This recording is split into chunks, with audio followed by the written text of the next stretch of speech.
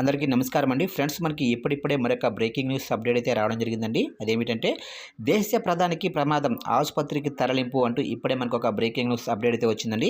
అయితే ఇందుకు సంబంధించిన పూర్తి వివరాలు అయితే మన వీడియోలో తెలుసుకుందామండి. ఏం జరిగింది ఏంటి అనేది వీడియో మాత్రం ఎక్కడ స్కిప్ చేయకుండా చూడండి ఫ్రెండ్స్. అప్పుడే మనకి పూర్తి సమాచారం అయితే తెలుస్తుంది. ఇక లేట్ చేయకుండా వివరాల్లోకి వెళ్ళిపోదాము.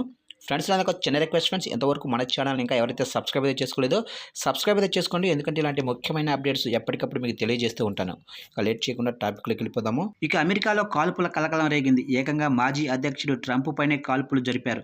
పెన్సిల్వేనియా ర్యాలీలో జరిగిన కాల్పుల్లో ట్రంప్కు గాయమైంది. ఈ ఘటనపై స్పందించిన ఆయన కాల్పుల్లో ఓ బుల్లెట్ తన కుడి చెవి భాగంలో నుంచి దూసుకెళ్లిందని చెప్పారు. ఇక ట్రూత్ సోషల్ మీడియా వేదికగా ఈ విషయం వెల్లడించారు. ఇక సీక్రెట్ సర్వీస్ సిబ్బంది తన ప్రాణాలను కాపాడారని అన్నారు. సిబ్బందికి ట్రంప్ కృతజ్ఞతలు తెలిపారు. ఇక ఈ మేరకు మాట్లాడిన ట్రంప్ కాల్పులపై వేగంగా స్పందించినందుకు అమెరికా సీక్రెట్ సర్వీస్ సహా మిగతా సిబ్బందికి ధన్యవాదాలు. ఈ ఘటనలో మరణించిన వ్యక్తి కుటుంబానికి, తీవ్రంగా గాయపడ్డ వ్యక్తికి సానుభూతి తెలుపుతున్నా. ఇలాంటి చర్య అమెరికాలో చోటు చేసుకోవటం నమ్మశక్యంగా లేదు. కాల్పులు జరిపిన వ్యక్తి గురించి ప్రస్తుతానికి తెలియలేదు. నా కుడి చెవి పైభాగం నుంచి బుల్లెట్ వెళ్ళింది. కాల్పుల శబ్దాలు వినగానే ఏదో జరుగుతుందని అర్థమైంది. అంతలోనే చెవికి బుల్లెట్ తగిలింది. చాలా రక్తస్రావం జరిగింది అని ట్రంప్ పేర్కొన్నారు. ఇక ఈ ఘటన అమెరికా కాలమానం ప్రకారం శనివారం సాయంత్రం 6:15 జరిగింది.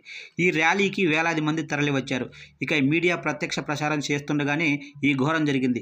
కాల్పుల దృశ్యాలు వీడియోలో రికార్డ్ అయ్యాయి.